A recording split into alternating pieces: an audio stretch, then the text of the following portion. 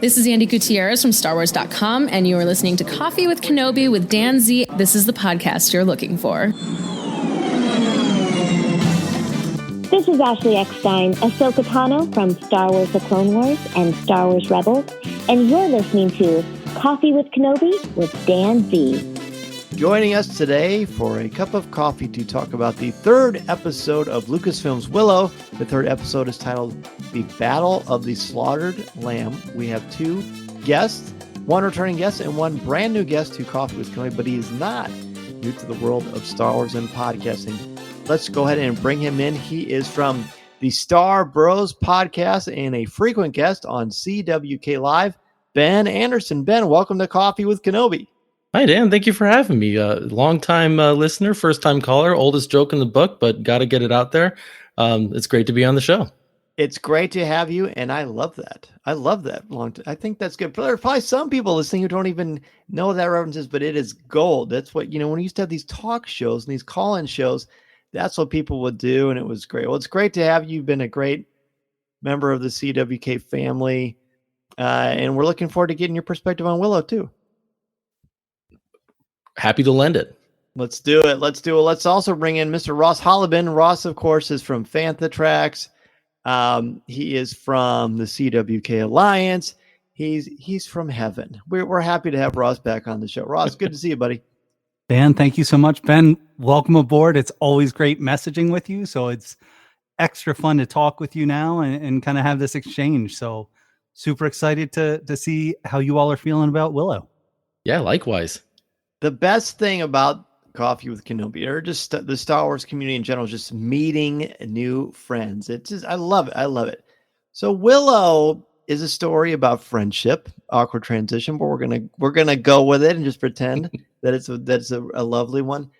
This is the third episode, as I said before. We'll start with, we'll reverse it, Ross. We're gonna start with you. We'll save our letter grade like we did last week with Neo and Jen. We'll save our letter grade for the end, and basically the entire episode will be us basically filling out our rubric to get to the point total, the theoretical point total, whatever it is. But give me one word to describe this episode for you and overall reactions to the episode. I'm going to go with the word night, and that's not with the K in front.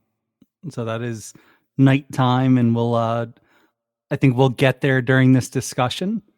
But, as far as the episode goes, it transcends that kind of innocentness to a little bit more darkness here. So we're hitting nighttime. We are going through some trials and tribulations. And it is, how is this group coming together to try to overcome the obstacles that keep popping up? And then we also get a very cool cameo. Oh, yeah. Yes, we do. We will certainly get to that. Ben, the word for you and overall reactions to this episode. Yeah, Ross, I really like that you said the word trials. That's one that came to mind. I'm going to go with the word burden. I think this is the episode where all of our heroes in the story are starting to feel the burden of being a hero, especially Laura. I think she's seeing that she's got followers, that people know who she is. It felt a little Harry Potter-esque, I'd say, where she didn't know really what she was capable of, and all these other people know what she's capable of and want to are inspired by her. But then she also learns what the burden of that is when she watches them pass. So, and we'll get into all of that, but she has the biggest burden, but Kit, Willow, Jade, Graydon, they all have some sort of burden that they're trying to overcome this episode. So, so excited to dive into those. Excellent. I'm excited to dive into that too. There's a lot to really digest in this one. My word is dark. It's a very depressed. It's depressing. We lose a lot of characters. We've even got the great motif of rain and indicating change. And whenever you see sprinkles of rain and there's darkness from a literary perspective, it's bad. There's going to be some change and not for the good. And some of the dark for me is my lack of understanding of what actually is going on. There's some weird editing choices here that threw me a little bit and made me kind of question some things. ultimately, not in a bad way. I still think this is a really engaging series. I really enjoy it, but for different reasons every single week. So, Ben, you talked about different choices in this episode as well. What are some big things that jump out for you that you want to talk about? Yeah, well, I've kind of already alluded to one of them. The scene with Anne and Hubert, which is the two women that we meet in the forest. They're kind of meant to be a bit of a foil just for Laura. She's kind of lost and trying to figure out who she is. I find it really interesting that in meeting them, she used her actual name. She seems to be becoming more comfortable with sharing, like, I am Alora, and I'm going to kind of take that mantra on me.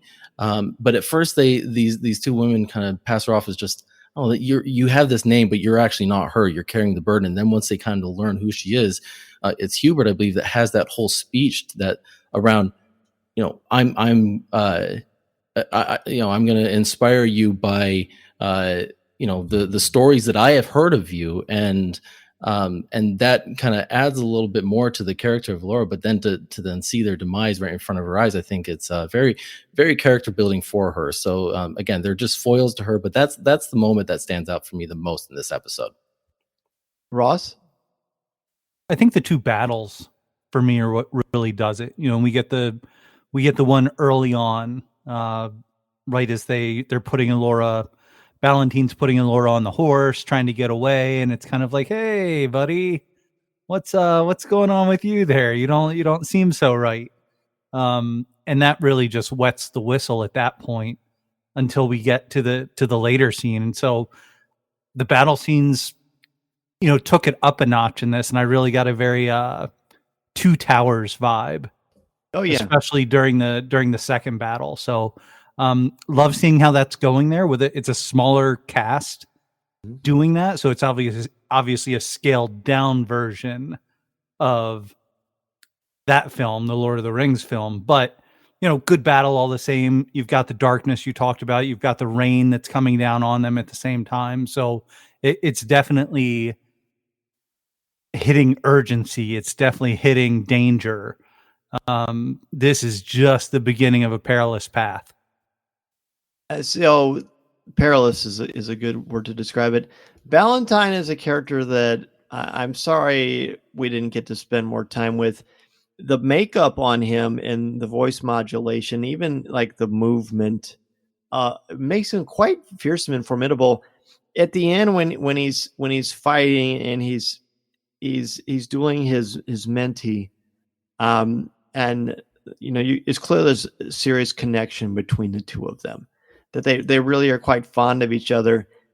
That's as tragic as anything, because this guy Valentine didn't even have a choice in how he lost his soul, it seems, anyway.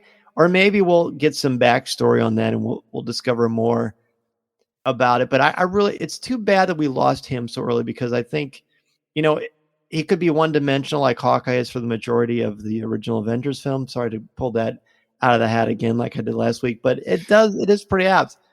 But the main thing I want to point out, I welcome and embrace all criticism. Intellectual honesty and critical thinking is paramount to a good discussion, and that's something that I will always enjoy, and I learn from different perspectives. I think that we all do. One criticism I've been hearing about Willow that I don't think is fair, at least that I don't agree with at all, is the notion that this is like a WB or a CW series because the cast is young, and I'm assuming because they're like attractive, I guess. I don't get that. I don't get that. They're actors who have been cast for this. Yes, they're attractive people, but they're good actors, and the youthfulness that they have belies the very serious things that they're going through, which is realistic in many ways when it comes to being an educator of high school seniors, especially. Like, I know that just because you're younger, it doesn't mean you don't go through hardship or you don't have real challenges to face. And I really like that aspect of this. I like that we have two, as Jen said last week, I like that we've got two different generations that are going on this quest together. I really like that, both as a father and as a viewer.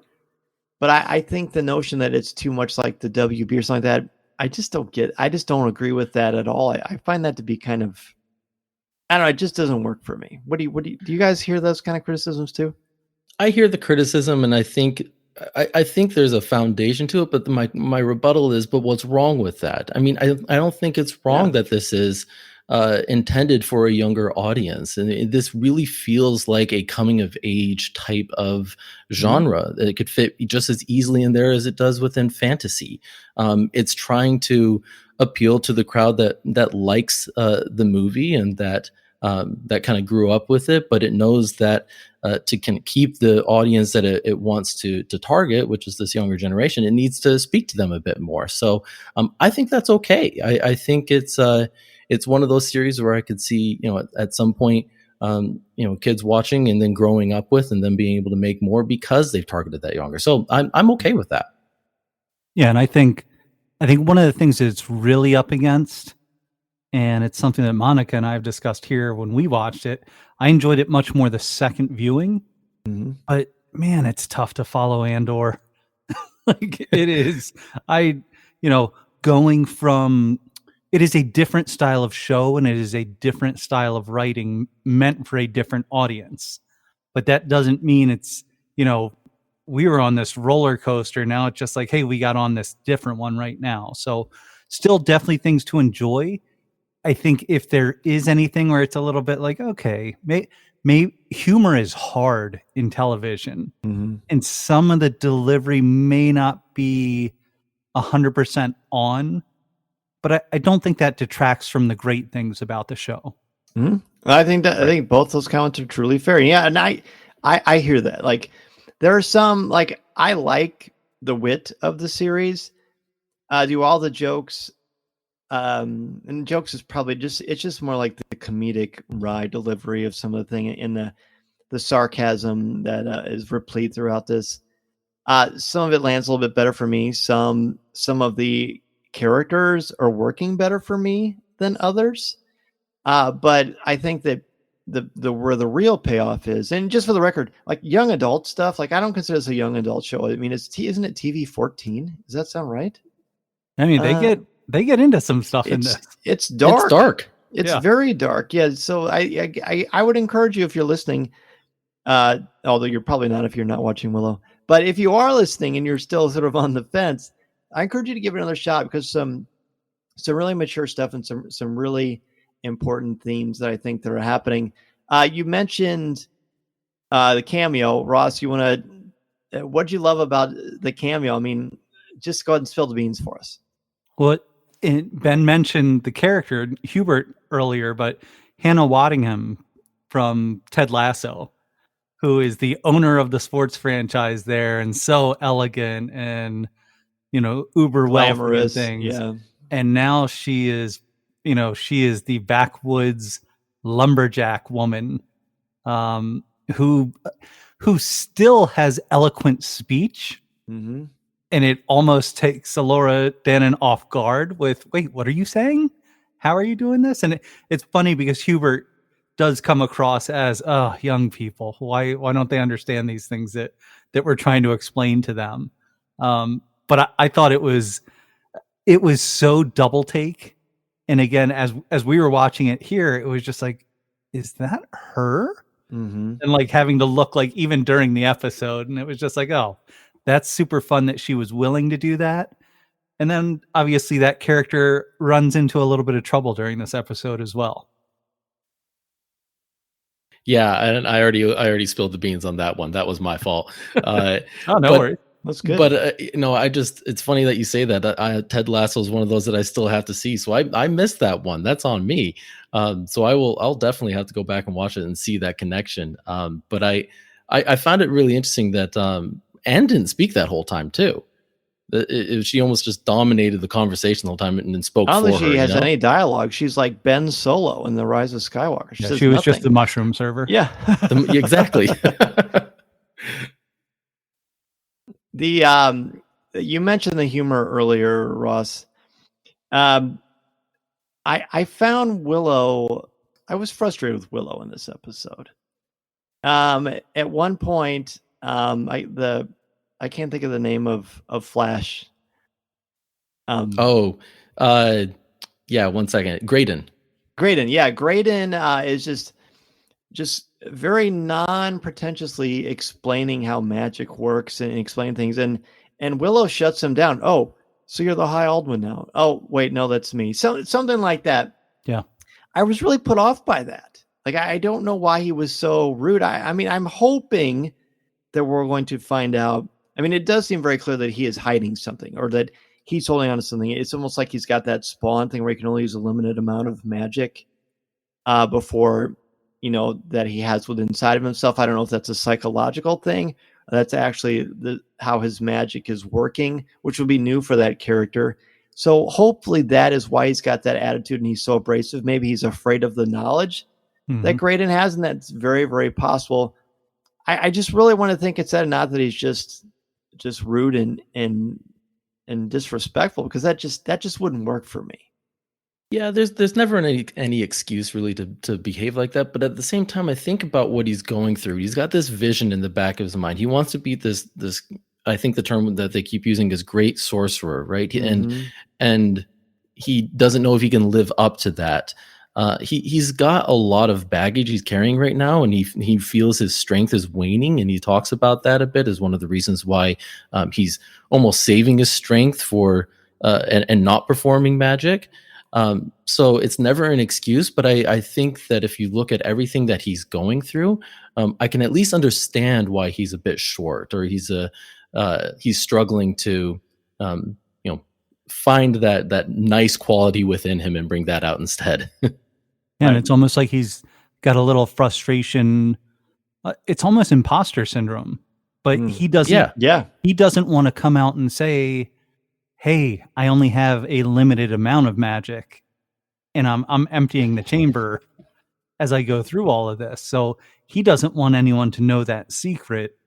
And I mean, I'm very interested to see how Graydon's character is going to play out and what he's going to become, because he's really starting to show and allude to how powerful knowledge is, with being able to translate what is being said when they're at the storm.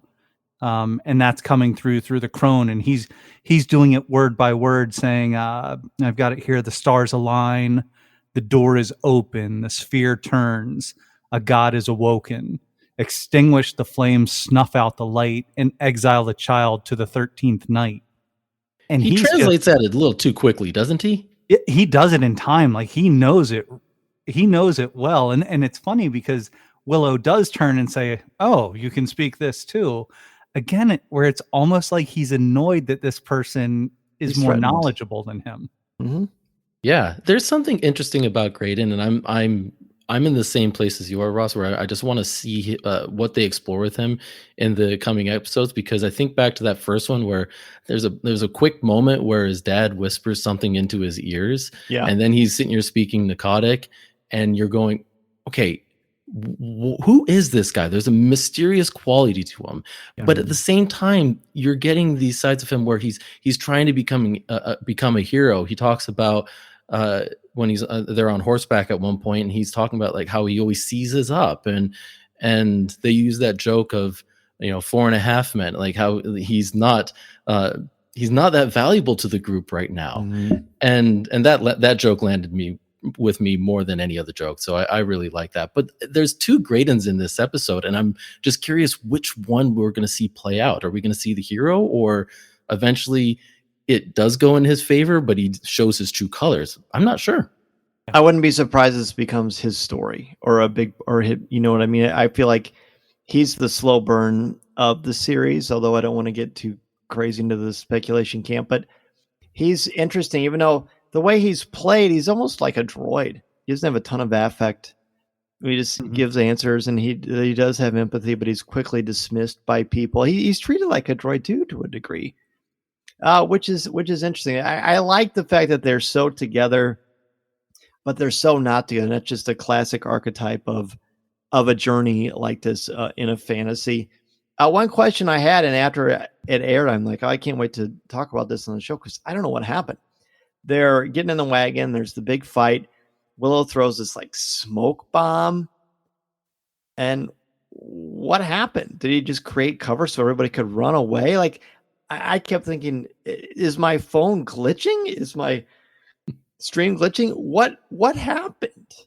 No, I have my note is that Willow's distraction / smoke bomb backfires. Ballantine and his 2 remaining soldiers escape with Allura. Because it was just like, oh wait, I'll solve this, and he threw it, and then it's all of a sudden, oh, the bad guys are going. And I'm not a dope, but I was confused. Yeah. I was too, and I would say this kind of gets back to what I think you were mentioning in the first episode. There's some editing things here where I just wonder if it's just a, one thing that we missed, or you kind of had to fill in the blank yourself and kind of connect the 2 dots, but they don't want to tell you exactly how. So I left confused as well, but I don't know. I connected it as like something must have happened in that fog that didn't go according to plan. Well, it would be fascinating, and if this is the case, I wish that we would have gotten a little bit of an allusion to that. But what if Willow was trying to do something and something else happened instead?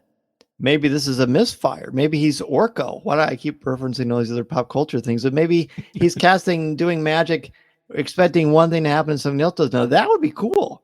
But I would like, and I hope it doesn't sound like I'm being too harsh on it because that's certainly not my intent, but it'd be nice to get a little bit more of some breadcrumbs if that were the case. Yep. Yeah, agreed. And you're not the only one connecting it to pop culture either. I wrote down in my notes at one point when they were talking about splitting up. It's like, guys, have you seen the Lord of the Rings? Don't split the Fellowship up. That's not a good idea. Yes, that's right. Exactly. And they are like in Dungeons and Dragons. Like, don't split the party, man. Don't split the party. Right. Graydon has this great line. He says, bad magic is corrosive. It eats away at you until there's nothing left. But that's not the only thing that's corrosive. It's the jealousy. It's the animosity. It's the anger. And it's ultimately what leads to the end. I mean, the journey there is interesting. It's very, very sad that Hannah Waddingham, who's mighty with her axe, so mighty with her axe. She reminds me of like a character from Norse mythology. She's really great. But Allura sees that everyone that crosses paths with her is going to die. It sure seems that way. Like she seems to be, she's the chosen one, but she's also the cursed one. That sounds very familiar to another Lucasfilm character that we love. But it's that concept is not unique to Star Wars. It's a great one. It's a great familiar one. But ultimately, I think there's the relationship here that I found the most intriguing for me is Willow and his friend, what's his name? Silas. I love Silas. Mm-hmm. I love Silas. I love his wit. I like his, I'm not putting up with anything. I love his loyalty. And the entire episode, especially at the end, when I saw the rain, I thought, oh great, Silas is going to die. I just knew it. I just knew it was something was going to change to propel Willow forward. And sadly, it had to be the loss of his best friend. And they have this beautiful speech, or Silas has this great speech when he's about to die, where he talks about he died saving his best friend. That rips my heart out more than anything in this episode. Well, and I think it's also going to be, we've talked about how Willow has been short with some people and things like that. He's facing a point now, and he's lost his familiar person in the group. So he can't hide behind talking to Silas anymore. He can't hide behind just being difficult to people. He's going to have to develop relationships at this point to help them achieve the goal that they all need to meet together, right? If they're gonna save the world. So, it's one of those things where he had that loss. Jade had that loss losing Ballantine. And they have that tender moment at the end as well. Mm-hmm. And it's, hey everyone, this isn't easy, and this isn't a walk in the park. Like, we're all in danger. We have to come together and work together now. Right. Yeah. And we'll get back to Jade in a second because I really want to talk about something that happened with her that stood out to me. But to finish on Silas here, I, he was really the rock for Willow this whole episode. We talked Yes. about how Willow seems to be struggling with a lot of burdens himself, and the vision being one of them. And Silas is the one that kind of keeps him sane through all that. So losing Silas is a big blow to Willow. And I think the most the biggest indicator of that was he explains to Silas, Willow does, that his remaining strength is precious. And when Silas passes, he has no choice at this point. He's overcome with emotion that he uses some of that remaining strength and ends the battle effectively and shows the power of magic. This is really the first real show of magic. We've had little like drips here and there, like, okay, this is a show that is centered around the possibilities of magic, but we really see what he's capable of, Willow, in this moment. So he's back, which is great to see, but we also know how much he was holding back, and Silas passing is what really, makes the floods open. And it does. It's a spectacular piece of imagery when he does use his magic, and I think it's important that everyone is doubting him. It's very unique that the mentor figure in a series is doubted, and that has his own hero's journey, that he is the one refusing his call to adventure constantly. And that's a very unique aspect of the story that I think is really cool and refreshing. It's a great twist on, if this were a Star Wars series, I mean, Willow's kind of doing his best Luke Skywalker from The Last Jedi. This mighty warrior / wizard / powerful being who's very reluctant to move on to the next step. Or, I mean, Luke was reluctant to teach Rey. Willow can't teach Allura. He tries, but she runs off. But he's reluctant to kind of be himself. So you can't help but wonder what happened or what is happening that gets into that place. And I think we'll see that play out. But Ben, you mentioned something that you want to talk about. So please go ahead. Yeah, I want to get back to Jade for a second because Sure. I found her story to be one of the most interesting in this whole episode, and it ties back, I think, to the first one very well. So when you see that confrontation at the very beginning with Valentine and Jade, you're thinking in the back of your mind, oh, it should be Kit that's facing off with Valentine. She's the better swordsman. Like, why isn't she there to fight him in this moment? We think that she's the less capable one. And so you're kind of worried for Jade this whole entire time. Like, is she going to survive this battle? Then you have that scene between Kit and Jade where she explains, I was the one holding back. Kit, you're actually the one that's not as a good a swordsman in this situation. And Jade, it flips the script a little bit, and now you're looking at this first fight totally differently than you were before, where Jade actually was standing up to her mentor, but actually had the ability to defeat him in this moment. So then the second time they fight, it's a much different tone that's set. You feel like it's a more even match. It's a very personal match for her because of what Valentine means to her, and you're not thinking about it like you were the first time. So I thought that was a really interesting just mini story within this one episode that connected back to the first one and stood out the most to me. I love that you brought that up because I think it's important for her to see, there's something in the way she carries herself and her stature and her birthright of being a princess, and to know that she's not as powerful as she thinks she is, that humility, that embarrassment that comes with that. Plus, it's clear that the two of them have a very powerful bond, that they might in fact love one another. And that's probably, it's detrimental, I think, in one sense, because it might affect her confidence, but although it doesn't, I almost thought she was going to be injured badly in the battlefield because she was going to be second guessing herself. But it doesn't come to that, at least so far. However, the fact that she finds out that Jade has been holding back, I think that's going to open up some interesting doors. I think that's a fun. I'm glad for that perspective, Ben, because there's a lot there with these characters, much more than I think at first blush. Like you said, Ross, a second viewing probably would benefit. Yeah, and since you brought up Kit too, I'll just, like I had that exact same phrase. Like she's not as strong as she really thinks she is, and and frankly, it's only her confidence that's gotten her this far. And now she's realizing that confidence was ill-founded. That Right. she's got to learn a few more skills before she can really wield that confidence again. So she's going to be on an adventure, a big journey to kind of rebuild. Again, the word I used at the beginning, burden. Like this is her burden to figure out how she's going to regain that confidence, but also, actually learn how to wield that sword a little bit better. Right. Well, I think also just kind of take that leadership role. She's accustomed to, by her role in the kingdom, oh, I'm a leader. And, during this, it's the same thing. Like, if you get me, I feel bad about, I'm going to go football here for a second. I feel bad Kyler Murray got hurt, but his body language and so much that he does as quarterback for the Cardinals makes me wonder sometimes about his leadership level. Agreed.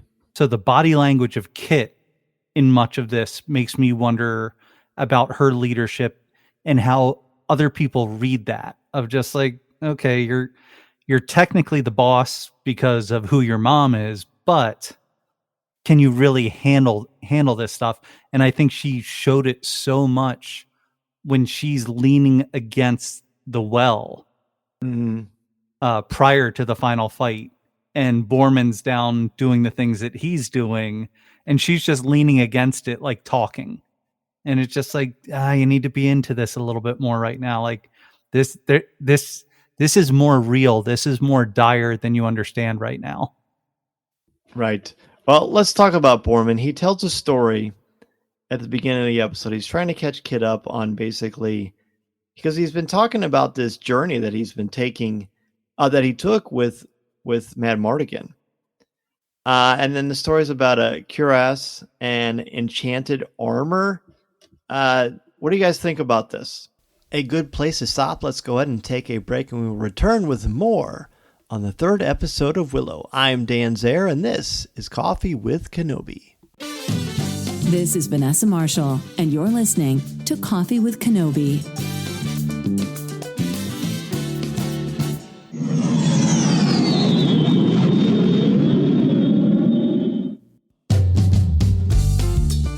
Yeah, this one, this was another one where at the very beginning, it was another joke that on the first watch went over my head when he says 10,000 years and about 3 weeks ago, which was just a good, well-placed line that I didn't pick up until the second watch of this. But as he's telling this history to Kit, it's interesting that, Kit just doesn't care about the lore of this, right? Kit only wants to know about her father. She's really showing like why she's there and kind of her reason to be a bit obsessed with Borman and wanting to stay connected to them when they depart, because she sees him as the key to finding out what happened to her father. And that's, I think, what really grounds Kit. Again, she's very confident. She's a bit cocky. She's very very focused. She's not really well focused on the adventure they're on, but this one thing is keeping her grounded. So I'm really interested to see where this storyline goes, especially because we see Borman is, as he says, I'm only telling 1/3 of the truth, and we see that there's he's got a bit of a sly hand right now, and he's not telling her everything that she needs to know. He has that line where he says something about, you get lucky or you die. I got lucky. So I kept thinking in the back of my mind, well, does that means that her father got the other one? What does that mean? Yeah, it's a really bad way to find out that your father's dead.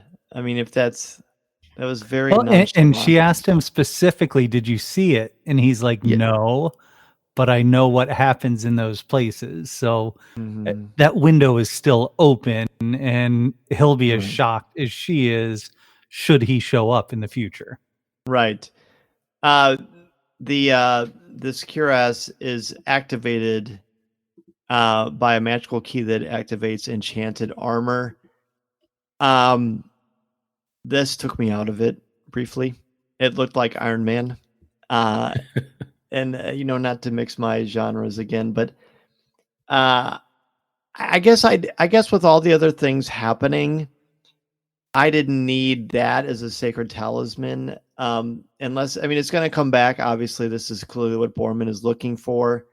We still don't really quite know why he was in prison in the first episode, although there's a very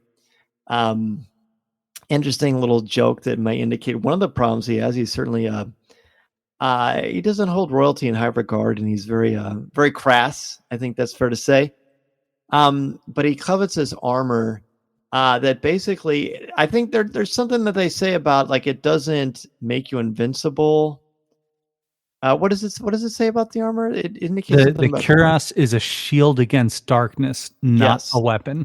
Yes, which I think is an important metaphor, because you're not going to use it to take over the world, but you are going to use it to bring light into the world. But it's got this key that's green that Borman finds in that little well where there's a great sequence with the rats, which I really, really liked. A lot of D&D stuff in here. So I'm not really sure where they're going to go with that. And again, I'm not going to speculate. But at this point, I'm going to reserve my judgment if I think this is an interesting plot device or not. Well, just to put it out there, the magical key is named the Lux Arcana. Mm-hmm. So that's what he's grabbing as he's telling her, nope, I don't see anything. Right. Does that name mean anything to you, Lux Arcana? Not yet. No. Find out. Yeah. Ben, what do you think? Does this particular plot device work for you? I'm in the same place I'd say you are. I'm intrigued. I want to see where it goes. I don't see how it fits in just yet. I could see a lot of different ways that it could be used. Mm-hmm. And I think there's two ways that it's one to connect the story of Kit's father. Remind me his name again? Mad Mardigan, exactly. Val Kilmer. That's right. Right. It's to connect that storyline and help Kit to realize something that she really wants to know. And then the other is, how will it be used? And only, 5 more episodes will tell us how it will be used. Right. And I'm very much looking forward to that. I want to talk about the end and Metallica. But is there any other key points you want to bring up before we get to that? Either of you? I'm looking at my notes. The majority, go ahead, I like the story up front of the armor and the key. I don't know how it's going to play out. I imagine there's going to be, I would hope there's some sort of important element that comes from it into the storytelling. But just having the weaker rightful ruler who would do it the right way versus the evil brother doing it that way, I think that just kind of ties into the whole mythology of good versus evil, and that at the end of the day, that's what this story is. So I think that armor can become something very cool, and maybe that is the redemptive special magic piece that comes up that saves people in the end. So obviously we have a lot to see and to play out still, but they've set the stage, or at least introduced that to give it an option as being that piece. That makes sense. And I guess I should say, it's not the idea of that, and I think it could make for a wonderful example of symbolism, but it's too early to know. I think it's the tech. I think it's the technology. It doesn't feel like it belongs in this universe to me. It doesn't feel magical. It feels too modern world for me. But again, that's just probably an unimportant quibble. Yeah, there was a little bit of Thanos' gauntlet to it. Exactly. Yeah. Oh, snap. I'll do another Marvel connection since we're on that kick right now, and say, when one of my favorite moments was Jade when she had to make the ultimate sacrifice of Valentine at his request. And it just gave me flashbacks of Wanda having to, take care of Vision, and someone that she loved and someone that was a mentor to her and meant a lot to her, to have it end like that.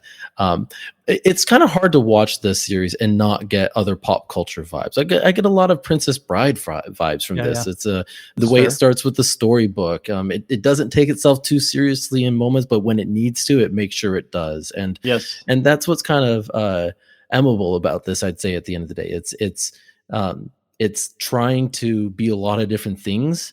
It's trying to be nostalgic. It's also trying to capture a new audience. And then I know we didn't talk about this, but I actually haven't seen the movie, and I did that on purpose because there are very few franchises in this world of, we're doing a lot of remakes of things. There's very few that you can kind of discover new for the first time. And I wanted to do that once and feel like, all right, I don't need to know what the original is like. I just want to know what story they're trying to tell now and get that experience and almost do what it's intended to do and sell me to then eventually go and watch the movie and kind of invest a little bit more into this franchise.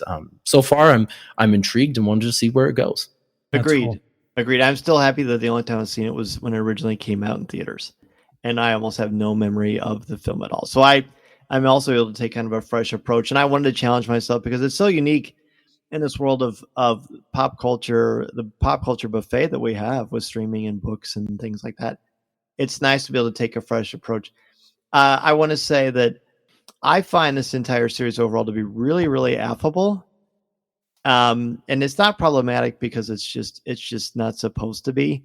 I think maybe the Andor thing that you mentioned, maybe the Andor hangover is more heavy than I realized because, well, I don't want to show that heavy right away. Again, they're very, very different, but they're not supposed to be. One thing Willow is, the series is altogether cohesively, it knows what it is. It knows the story it's trying to tell. It's not trying to rip anything off. It's got some nice homages and things that remind us of others, great shows and series and archetypes. But this show knows what it is, and it's taking a nice, fresh take on a bunch of very, very familiar territory. And sometimes it runs into cliches, but I don't think that's accidental. I think it's kind of lovingly winking, but also telling a very serious story. As you send bed when it needs to. I like that comparison to The Princess Bride. All right, we're off to Never Neverland. I'm going to start on this one. For 3 episodes now, I love how the mythical fantasy orchestral themes kind of blend into this more like modernish Renaissance pop rock sort of a funk thing. I like that a lot. In fact, if there's a soundtrack on Spotify, and there probably is, of just the end songs of all these, that's great. That being said, I don't think this is not like what Stranger Things did with Master of Puppets. It couldn't be because they were probably filmed concurrently and neither had any idea what the other side was doing. So that is not a fair comparison. That's a lazy comparison. What I will say, though, as much as I really like, and I really did like this cover of Enter Sandman. I thought it was really good. Really good. But it was a little too real world. Like, it reminded me too much of the planet Earth and the real thing. Like, I think you could have given me a song that conveyed the same ominous thing. I mean, there's only one reason you're putting that in, because you want people to think of Metallica and get those vibes. I wouldn't have done this. I like the song, I like the cover, but that definitely took me out a little bit. It echoes what it needs to because of what Enter Sandman is actually saying as a song. But ... Yeah, unless the band is playing in Nockmar that night, right? I don't know that it's making. And immediately you think of Stranger Things and how well Metallica worked there. I did the same exact thing, but then it's a cool cover, but it wasn't what I was expecting to hear. So it almost takes you out of it. It distracted me. Yep, distraction. Yep. And it would have been better if there were no lyrics, and I agree. People that know the music know what that is, or the real song. I mean, if you can afford to pay for a cover, you surely can afford to get Metallica. I don't know how that works. And I mean, the main lyrics there: "Exit light, enter night," and it's perfect for that scene. But it was almost the lyrics and with a cover doing it.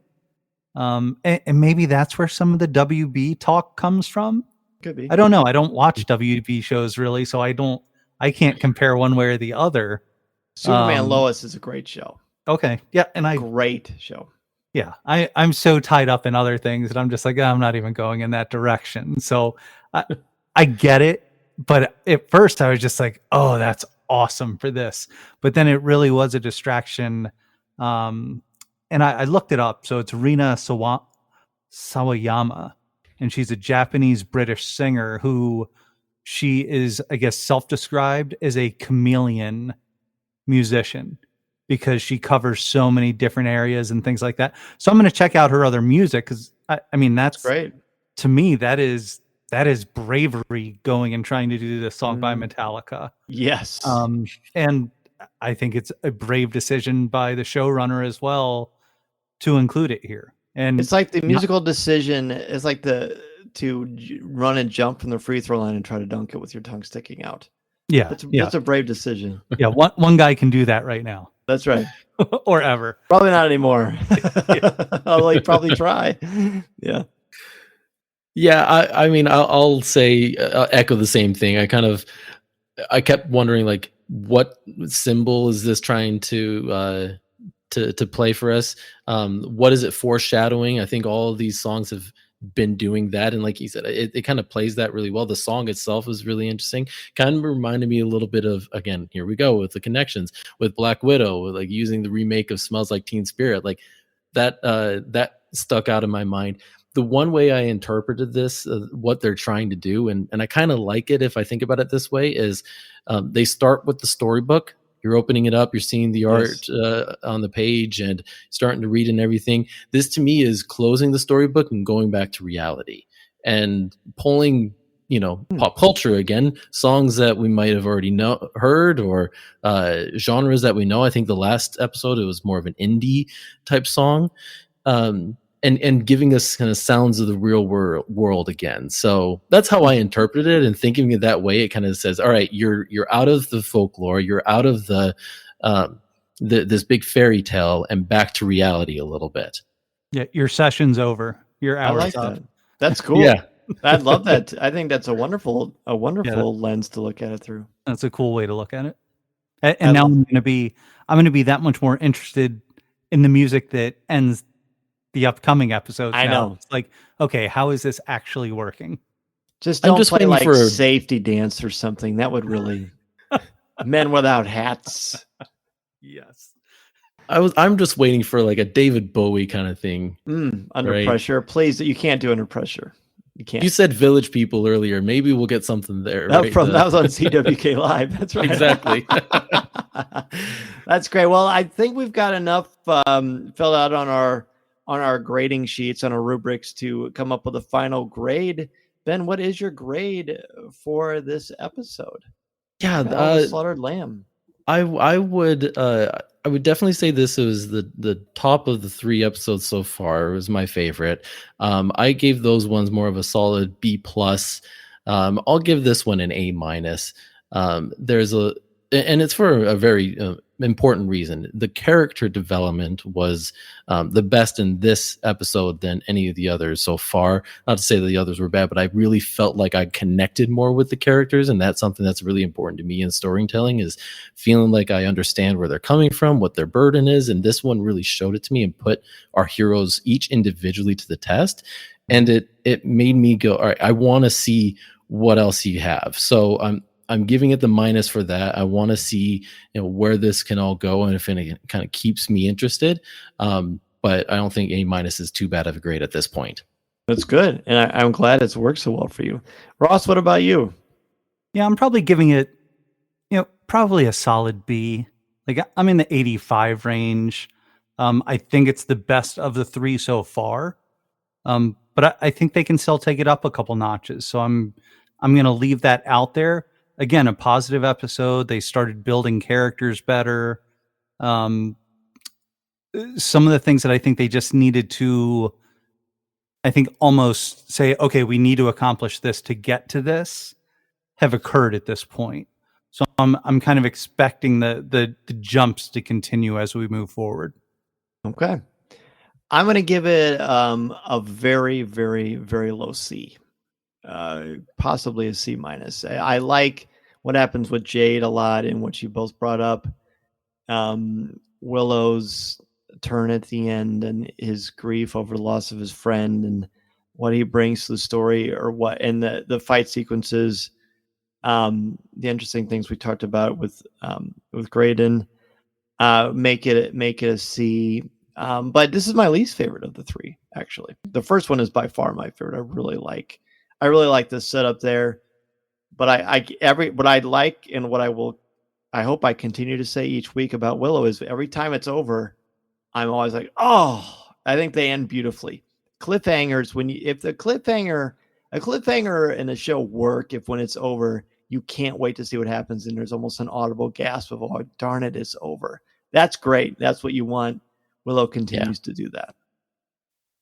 I don't know if I've ever heard as much dispersion on grades on the podcast before. Yeah. Dan, is this a first? It's very unique. Sometimes on Pour-Over we'll get with some pretty wide stuff. We had very conflicting comments on the Guardians of the Galaxy holiday special a couple weeks ago. But yeah, this is very unique, which is great. And that's, again, why we like this perspective, and why talking with everyone on Coffee with Kenobi is so much fun. Well, and this is why students look for specific teachers or professors sometimes too, is how hard are they of graders? Yeah, that's right. That's right. Uh-oh. What is their rubric? Right? That's right. Well, very good. Well, gentlemen, wonderful talking Willow with both of you. I knew you would bring some interesting insights to the table, so I very much appreciate that. Ross, please let everybody know where they can find not only you, but all of your great writing. Yeah, so look on Fantha Tracks. Probably a little bit of a lull up until Bad Batch starts. So it seems like it's going to be a break, but that is right around the corner. So super excited for that. And as always, thank you to Mark Newbold. And I'm sure you're going to see Jen Sopchak-Chai and I both contributing for the Bad Batch there. But also find me on Twitter at Ross Hollebon, Hive at Ross Hollebon, if that ever gets up and running again. Yeah. So we're still waiting there. And Instagram at Popstar Indie. Wonderful. Well, thanks again, my friend. Appreciate it. And Ben, what about you? Thank you so much for sharing your time and talent on Coffee with Kenobi. Please let us know where they not only can find you, but also the Star Bros podcast. Yeah, well, you can always find me in the CWK community. I'm always trying to contribute there and be an active participant. And if you're interested in hearing what we talk about in our corner of the galaxy, you can find us on Twitter at Star Bros Podcast. And we're pretty much everywhere that you listen to the podcast. This week we are going to be we're a bi-weekly episode, and this week we're going to be covering. Speaking of dispersion, a topic that has known that for some time, and that's The Last Jedi, in favor of the 5th anniversary. We thought we would revisit it and kind of talk about everything that's kind of happened since then, and revisit some of those conversations. And just so everyone knows where we fall on it, we love it. So you can look for that in the coming week. But it's been great to have to be on the show, and thank you for having me. Listening to Coffee with Kenobi, you are, with Dan Z, the podcast you're looking for. This is...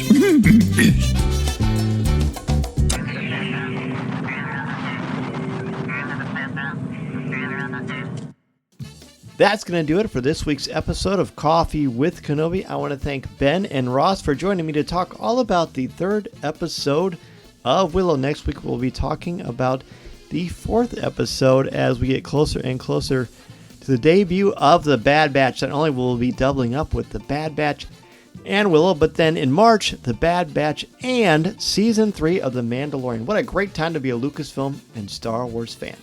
The official travel partner of Coffee with Kenobi is MEI and Mousefan Travel.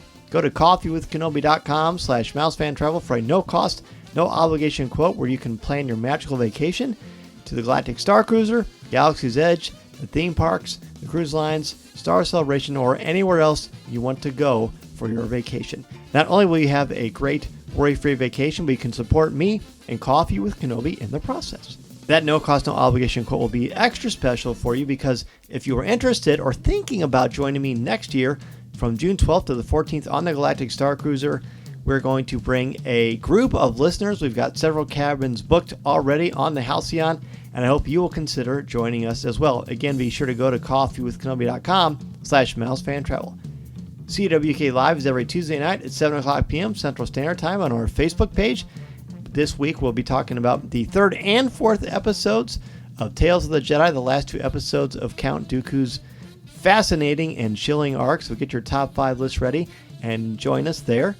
The CWK Cafe Facebook group is your place for Star Wars thoughts, comments, reviews, and opinions in a family-friendly, spoiler and drama-free place. Post pictures, ideas, fun little Star Wars memes, whatever you want. You have a family-friendly place there. Coffee with Kenobi is possible and sponsored by you, the CWK Alliance. Thanks to you, the podcast, Facebook Live, event coverage, and so much more is able to come to life multiple times throughout the week. Find out how you can help the show for as little as $1 a month by joining the CWK Alliance, and you will receive access to CWK Pour-Over, an exclusive weekly audio and video podcast not heard anywhere else. This week, we talked all about Phase 4 of the Marvel Cinematic Universe, and it was really great fun to talk all about that. Members of the CWK Alliance All-Star level receive a video edition of CWK Pour-Over and access to a private Facebook group as well. Plus, Coffee with Kenobi Alliance Grandmasters join me for a monthly live video call. Find out more at coffeewithkenobi.com/CWK Alliance. And most importantly, 10% of your monthly contributions go directly to the St. Jude Children's Hospital. Coffeewithkenobi.com is your place for Star Wars news, announcements, reviews, videos, and so much more. You can absolutely email me, Dan Z, at coffeewithkenobi.com. Connect with me on Twitter at Mr. Zer, MRZEHR, on Instagram at DanZerCWK, and on LinkedIn. Coffee with Kenobi is on social media, Twitter, Instagram, Pinterest, TikTok, and Hive once that comes up again, if it does come up again. You can give the show a like on Facebook at facebook.com/coffeewithkenobi or subscribe to Coffee with Kenobi's YouTube channel. Please take a couple of minutes to rate and review the show on iTunes, Google Podcasts, or Spotify. If you like the Coffee with Kenobi logo and are interested in checking out the Coffee with Kenobi Christmas logo, you can go to coffeewithkenobi.com/shop to get a Coffee with Kenobi t-shirt, hoodie, sweatshirt, coffee mug, mouse pad, phone cover, and so much more. And if you want to start a podcast or a blog or expand your brand, go to danzymedia.com and I will happily help you get that process started. I'm also available to come to your school, conference, business, or organization to talk about how to tap into your strengths and help you bring out your very best. Thank you so much for joining me this week on Coffee with Kenobi. I will see you next Tuesday on CWK Live. Until then, this is the podcast you're looking for. Thanks so much, everybody. See you soon. This podcast is not endorsed by the Walt Disney Company or Lucasfilm Limited. It is intended for entertainment and informational purposes only. The official Star Wars website can be found at www.starwars.com. Star Wars, all names, sounds, and any other Star Wars-related items are registered trademarks and/or copyrights of Disney and their respective trademark and copyright holders. All original content of this podcast is the intellectual property of Coffee with Kenobi unless otherwise indicated. This is the podcast you're looking for.